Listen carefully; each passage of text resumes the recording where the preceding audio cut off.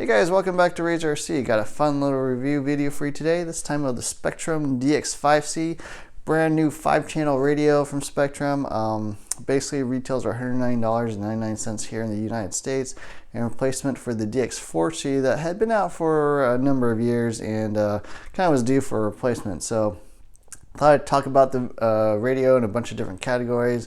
Rate them basically from 1 to 10. Where 1's the worst, 10's the best, and 5's what I consider average in this class. So I've also actually owned Futaba 3PV and the Sanwa MXV, so I basically owned all the other major competitors in this class. So thought I'd give you my opinions. Hopefully you enjoy it, and we'll go through a bunch of different categories and talk about the radio. So first of all, overview. Here it is, the radio, Spektrum DX5C, as you can see. Nice little radio. 5 channels, got a bunch of adjustments, so you got basically 4 switches. Here, let me pull this menu all the way. You basically got 4 switches on top, left, right. You got the steering wheel, obviously, power button, trigger for throttle and braking, and then you actually have 2 more switches here on the thumb, and then 1 more right here on the bottom, which is kind of like a timer button. And then on the back, you basically got a back and a clear to basically go through the menus, and then like a scroll wheel. And then here's what the display looks like. The display has basically got 2 different modes. So here's the main one that shows you the battery voltage, the name of the model. I've got steering rate to set to 85%. It tells you the Spektrum, the timer, and then basically what all your different main adjustments are set to. So my steering's set in the middle, brake is 100%, etc. And then you've also got another little screen here which shows you basically the current value. So when you turn the steering wheel left, right, or you pull the trigger left, right, or forward, back, it shows you those adjustments. So that's pretty cool little thing. So not only is it a 5-channel radio, it actually has programmable buttons. So each of these switches you can actually set to different things. I think by default this is throttle trim, steering trim, and then like throttle endpoint and brake endpoint, and timer. But you can program to do whatever you want. So if you want this to be steering rate, you can program that. If you want this to be auxiliary, you can program that. So pretty cool little feature. There really aren't other radios in this class that have programmable buttons, so that's pretty cool that they're able to do that. It also has a very nice display. Really the only matrix display that is in this class. All the other radios basically have, I think it's called a passive LCD display. So this actually has graphics, and on the different menus actually shows different things. So that's pretty neat. So we'll get into the actual menu itself. Push the button here and you can actually scroll down through all the different things. So you obviously have the main screen to go back, and then all the different models, select model name. Travel is what Spektrum calls endpoint adjustment. So when you go into travel, you actually adjust how far you want your steering, throttle, etc. to go to. For example, I've got my steering on the right actually set 114% and left at 129%, and then on the throttle I actually have 100% on the full side, and then 85% on the brake side basically.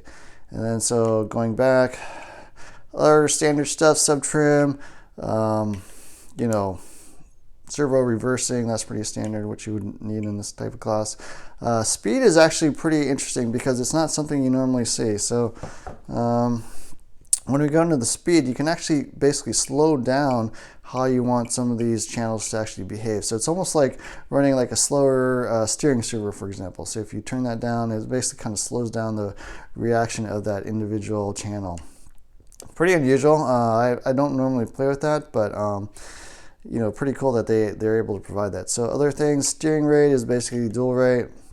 For example, I have steering set to 85%. So the difference between travel and steering dual rates, for example, is basically travel allows you to set one particular end to a particular value, let's say 100% or 90%.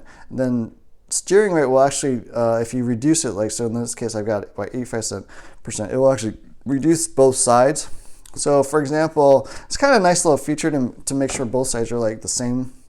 So you might have one side set to 100%, one side set to 110%, and then you want to reduce the whole steering by 10%. Well, this would obviously go down to 90, and this would actually want to go down to 99, right? 10% of 110 is 11, so 110 minus 11 is 99. So just adjusting the dual weight allows you to bring them both down like evenly without having to try to figure out the exact number. You know, kind of a neat little feature. I'm actually running this on my Wrestler. So yeah, steering rate's pretty cool that they have. Expo is basically kind of the curve. So if your steering feels a little too sensitive, Expo will actually reduce the sensitivity, you know, right off neutral. So maybe, you know, your car is really sensitive right off neutral. If you increase the Expo, that actually slows it down, and then as you get all the way to full left or full right, it'll actually increase again. So they actually call Expo opposite of what everyone else calls Expo. Normally negative Expo will slow it down off of center and then speed up as you get to the ends, but it's actually called positive Expo on the Spektrum. I don't know, I wish they used a little bit different terminology, but that's the way they do it. So Expo's, but it's a very useful feature. Basically increase or decrease the sensitivity of your steering. And then timers, you know, is basically set to 5 minutes, for example, and you just kind of push that button here on the side to start. Pretty neat that they got that. Binding and frame is basically for when you want to bind your receiver. So in my case, I'm running the SR415. That's the receiver that came with this radio, and it's a DSMR receiver. So they basically, this radio supports two different types, DSMR and DSM2. DSMR is a faster one and gets you down to 11 milliseconds. It's not the absolute most fastest rate. So we'll kind of go through. There's 11, 16.5, and 22. And so for really slow servers, you're going to run 22. For DSM2, you're going to run 16.5. And then for the DSMR radios with a digital server, you're going to run 11 milliseconds. And then the other thing I want to mention is that there are DSMR receivers that can go down to 5.5 milliseconds. This one really does not go down that fast. Excuse me. But, you know, 11's pretty fast and, you know, I think pretty good in this class of radio. And then you got four-wheel steering mixing, so you can basically have an additional servo for steering and basically mix those two together. So pretty cool. That's really like a crawling feature. And then AVC is actually pretty cool in this class. It's really the only radio for $100 that has AVC, which is active vehicle control. So that's Spektrum's name for basically stability control. Keeps your, you know, basically vehicle pointed in the right direction, regardless of how it's basically oversteering or sliding or whatever. So this particular receiver does not support AVC. If you buy the 139 version of this radio, it actually comes with like a 6-channel AVC capable receiver, but I am not using that.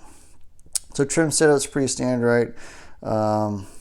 This is basically how much you want each click on the trim to move it left or right. So by default, I guess it's 9. Moving on, auxiliary, so your additional channels you can basically adjust to whatever you want, you know, auxiliary 1, 2, 3, etc.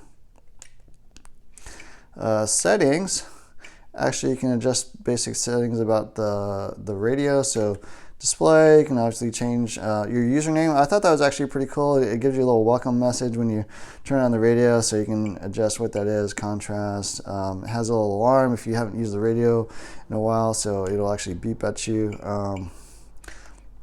Here's trim. So this is basically how you adjust each of the different switches. So by default, you can see 1, 2, 3 are basically set to steering, throttle, trim, brake rate, etc.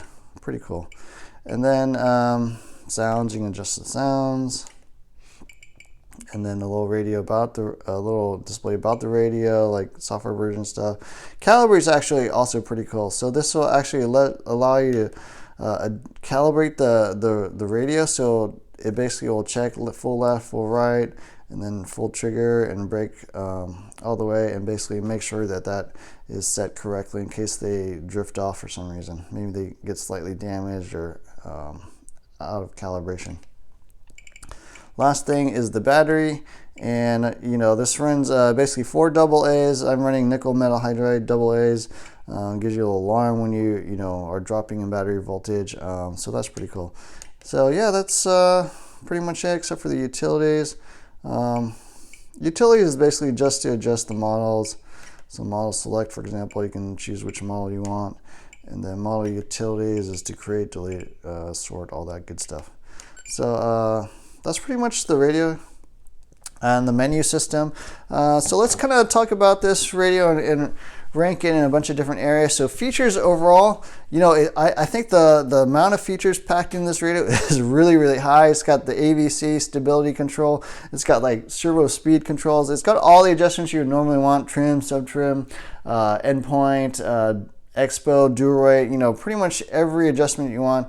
In terms of like advanced features, it's got the stability control. There's no telemetry, and there's also no anti-lock brakes, but it does have four-wheel steering. So features-wise, it's really nice. You actually have an adjustable steering wheel here underneath. You can actually adjust the tension if you want the steering wheel, you know, a little stiffer or lighter. You can adjust that. It actually has a really nice kind of grippy, you know, handle here in the back. So features-wise, I think it's really, really nice. The display is super nice. I mean, obviously a very crisp and clear display. You know, matrix, you know, basically dot matrix display, very unusual. So overall for features, I'm actually going to give this a 10 out of 10. It's just got the best features in the class. There's no other radio, I think, for $100 that really packs this much features into a radio. So features, I actually think this is best in class, 10 out of 10. Next category I want to talk about is design. And the design is not really one of my favorite strong points of this radio. It's pretty clunky, just pretty, you know, kind of bulky. I think they could have done a little bit better with design. It is a vast improvement over the DX4C, but you know, when you compare this to my other radio, I've got a Futaba 3PV here, and it's just way more elegant, way more, you know, smaller, lighter, cleaner looking. This thing just looks like you want to smash someone over the head with it, you know, I don't know. But anyways, so design-wise, I'm really talking about the design of the controller. Not the best. I'm going to give it a 4 out of 10 just because it's really just kind of massive and clunky looking. I mean, the front of this thing is just kind of, it looks a little bit like an alien head or something to me. But anyways, so that's design. Controls, let's talk about the controls a bit. So the handle is actually, I would consider kind of medium size. Obviously a lot of controls, a lot of buttons and switches you can get to. Nice grippy handle here. Throttle actually and brake trigger feels really good. I think it's just the perfect distance, sort of medium stiffness. Really nice controls on the handle and the trigger. In terms of the steering wheel, the foam is kind of hard, kind of smooth, actually a little bit slippery to me. Wheel's about medium size, a little bit larger than your Japanese radios, but you know, not overly big or anything. But the thing I didn't really like about the steering wheel is, you know, kind of right here in that center, it's got kind of like this detente. You can hear that clicking. Right when you hit center, it basically kind of hits like this little wall or something that you gotta have to like smash through the wall to get to the other side. You know, it's just, I don't know why it's got that. A little excessive to me, but that I'm gonna give it a few negative points for. It does have actually adjustable steering, so having the adjustable steering tension is actually really nice. Radios like the MXV have like crazy stiff steering wheels. Fudaba's kind of like in the middle, maybe on the lighter side, but it's nice that you can actually adjust that. So that gives it some pros. Controls wise, I'm gonna give it a 6 out of 10. Steering wheel, you know, that's the wheel itself is not that great, the foam is not that great, but the handle, the trigger, the adjustable tension, I think that's all really nice. A lot of buttons you can get to. You know, the power's in a good location, so really no issues other than that for control. So I'm going to rate it a 6 out of 10, a little bit above average. Let's move on to the construction of the radio, and the radio is actually quite sturdy. Pretty good, you know, it feels quite durable. The screen's somewhat protected, you know, if you drop it on top, because you got this antenna sort of sticking out, so it shouldn't get scratched too badly. But yeah, construction feels pretty good, you know, not the smoothest, nicest plastics, pretty average in this area, so I'm going to rate it a 5 out of 10. You know, pretty standard construction, I think, for a radio. It is quite sturdy though, or at least feels sturdy, you know. Doesn't feel like it would break much or anything like that. So construction, 5 out of 10. Let's move on to performance, and by performance I'm basically talking about the speed of the radio and how it responds. So this is really more of a racing thing. So when you turn the steering wheel, when you pull the trigger, does the car instantaneously respond? How much lag is there? How much latency? And that really gets down to the frame rate. The 11 milliseconds it's about average in this class. The Sanwa is definitely slower. I think that's around 16 milliseconds. And the Futaba, I haven't run it back to back, but the Futaba is actually also fairly quick. So I'll have to see how the performance. But just kind of driving this radio by itself, I think it's about average in this class. 11 milliseconds. It's not bad. It's not something that most people really notice, but when you run this with a faster radio, so I actually ran like my MT4S, which has down to like 3 milliseconds latency, and then you run this back to back, you can definitely tell there's a hair bit of latency, but overall not a bad thing. So with the DSMR receivers, I think it's plenty fast enough. So I'm going to rate it 5 out of 10, average in this class. Only really the Sanwa is really slow, or the Fly Sky is like insanely slow, but 11 milliseconds is pretty decent. So moving on, we'll talk about the menu, and the menu is actually one of the highlights of this radio once again. So getting into that menu, I mean, just everything's really clear. You have this nice scroll wheel, you click on stuff, it's got a back button and a clear button, so you don't actually have to even use a scroll wheel to go back or clear stuff. So a lot of little shortcuts like that. Just a really nice display. Overall no issues. I mean, the scroll wheel is a little sensitive. It can kind of fly around a little bit on you, but overall not a big deal. So the menu I think is really good. It's got sub menus. It's very clear on what's going on. So I'm going to rate it an 8 out of 10. Next thing I want to talk about is binding, and that's really the area I had concerns about the Spektrum, because it uses a bind plug. I actually threw down the bind plug. Well, actually, yeah, there it is. I actually store it in the radio so I don't lose it. So you cannot bind unless you have a bind plug. If you lose one, it's like $2 or $3 to buy another one. It makes the binding process a little more complicated. Basically, the binding process is this: you turn off the radio. Let me turn off the radio here. Turn off the car. So here, for example, I've got a Wrestler with my SR415 receiver in there. So you got to stick in the bind plug, turn on the car, turn on the radio. Okay. Now you got to wait, go down to bind, go down to the bind thing, press enter, wait for like a few seconds, then it'll actually bind. This thing will reset. Then you got to turn this thing off. Then you got to pull out that bind plug, and now this thing's reset. You can turn on and actually drive. So it's like, I don't know, a 7-8 step process. It's kind of involved.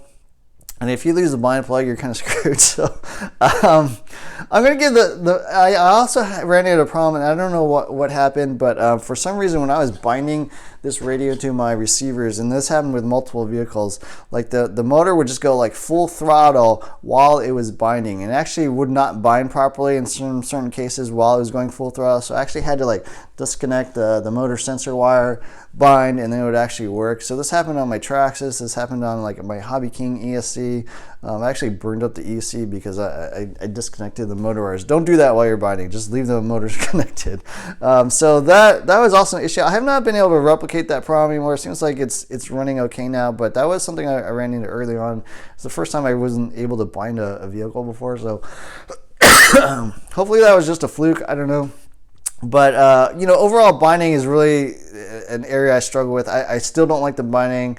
I think some of the more expensive receivers might have a bind button, but pretty much everything like $50 and under has to use the bind plug. So I'm going to rate the binding a 1 out of 10. It's just worst in class, honestly. Bind plugs are 1990s, or you really shouldn't be using bindings anymore.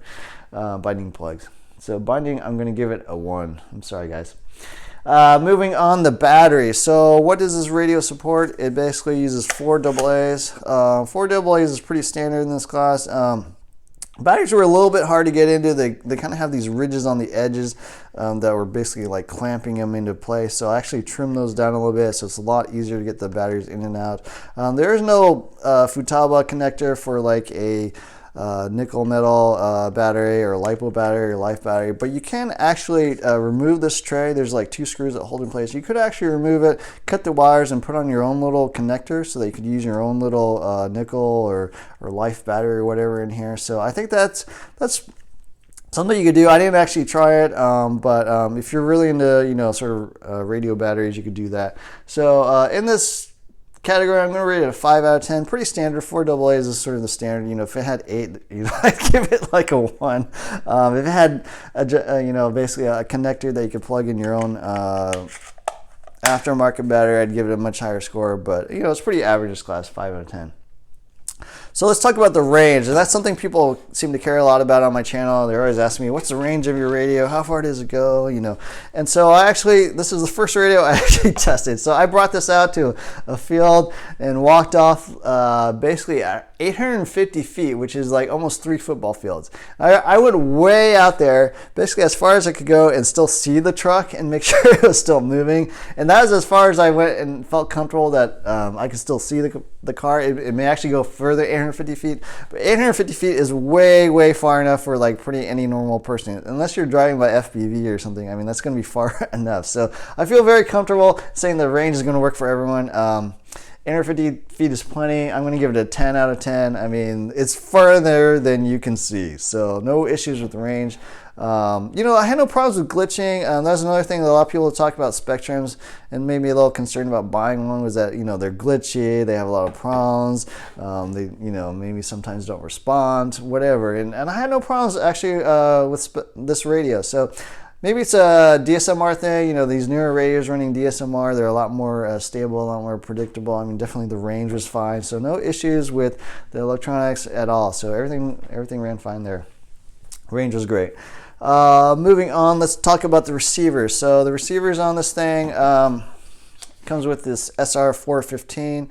You can buy obviously other receivers. This one's got an antenna, and the receivers I think range between like $30 and $100. $30 is actually pretty reasonable for like a 2 or 3 channel receiver. I don't like the bind plugs, but the price is pretty good. The size of the receivers is decent. They're not like huge.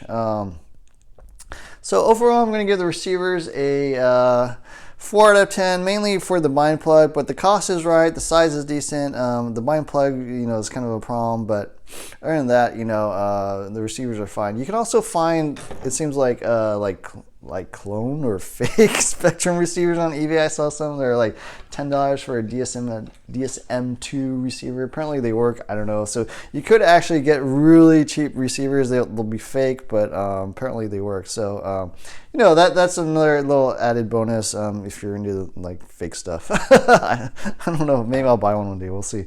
But moving on, so let's talk about the manual. The manual is actually, it's solid manual, nice glossy cover, pretty clear instructions, no major issues. It comes in different languages, German or Spanish or whatever. This looks like French to me, I don't know. But anyways, no real issues. I mean, there are some minor things, like it tells you there, while you're buying, to wait for the LED on the front of the radio, and there's no LED on this radio. It's just got a display. So little errors like that, but nothing big. There is supposed to be some aftermarket steering wheels coming out. It doesn't mention it in the manual. It does not mention it online, but actually on the box it says optional steering wheels available. Well, they're not available yet, and it says go to this website to check it out. You go to the website, it doesn't tell you anything about it. So I actually reached out to Spektrum. I asked them, what's up with the steering wheels, because I actually would like a slightly smaller steering wheel and maybe something a little bit better phones. And they're telling me that there should be some DX5R steering wheels come out, and they should also fit on this radio. So hopefully that comes out in the next few weeks or months, and I will definitely be trying that out if they come out one. So yeah, just a little documentation weirdness. It didn't say anything in the manual, it didn't say anything online, but on the back of the box it says there's some other wheels. So manual, I'm going to give it a 5 out of 10. Pretty standard, it's not like full color or anything, but it's a solid manual. Different languages, nothing, pretty much all the manuals I find for these $100 radios is about the same. Next category I want to talk about is price, and this retails for $109.99. There's also obviously the more expensive version with the nicer receiver. I think that sells for $139. And so for $109, pretty typical in this class. The Futaba is also $109. Sanwa MXV is actually, I think, $89. And so, but I think the amount of basically features and stuff you get packed in this radio is pretty impressive. The display is just a really nice display. I mean, when you compare that to something like the Futaba, let me see what the Futaba display looks like. I mean, it looks like it's I think what they call like a passive LCD display, but it's basically just got like fixed little graphics that can't really change. I mean, the battery voltage there is pretty nice, but it's not a full like graphical display. So you know, you can definitely tell the difference between the Futaba and the Spektrum. So super nice display. You know, the display is like a 10 out of 10 to me. I mean, it could be a little bigger, it could be backlit, but you know, no other radios for $100 are backlit or really much larger than this. So overall, I think you get a ton of value in this radio. Adjustable steering wheel, obviously nice grips, programmable buttons, the best menu, the best display. Speed is fine. You know, overall, I think you get a ton of value. It's got speed adjustment. No other radio has speed adjustment in this class. So stability control, just a ton of value. And so I'm actually going to rate this an 8 out of 10. Really ton of value for $109. I don't think you'll get anything else for that price. So value 8 out of 10. So that's pretty much my review. I talked about it in a bunch of different areas. So performance is solid, the adjustments are best in class, the menus best in class, the features best in class, the batteries could use some help, the controls are actually quite solid, steering wheel, you know, maybe not that little notch there in the middle is a little slightly annoying, but the adjustable tension, the trigger, everything feels quite good. I think this is a really good all-around radio. The Futaba might be a hair faster, I don't know, I'm gonna have to test it out. But the controls on that thing are not as good, you know. It does not have like this grippy, you know, gray piece and rubberized piece in the back. It does not have the adjustable steering wheel. So the controls on this are actually very good. The Sanwa also has very good controls. But I think overall, I mean, you can do everything you will want. You can race with it, do some club racing, you can do some crawling, you could do, you know, control nitro cars, whatever. I think it also supports like 20 models, if I believe. I remember correctly, it's 20 models, yeah. So a really nice display. I mean, so overall, just a great radio. And so I'm gonna rate the overall radio 8 out of 10. I think it's an awesome radio. It's actually my first Spektrum radio, and I've been pleasantly surprised with how good this radio is, and you really ran into no serious issues or anything. So overall, very happy with this radio. I'm definitely going to keep it in my radio collection, and I also have the Futaba 3PV, so another great radio. Maybe we should do a little head-to-head comparison, huh?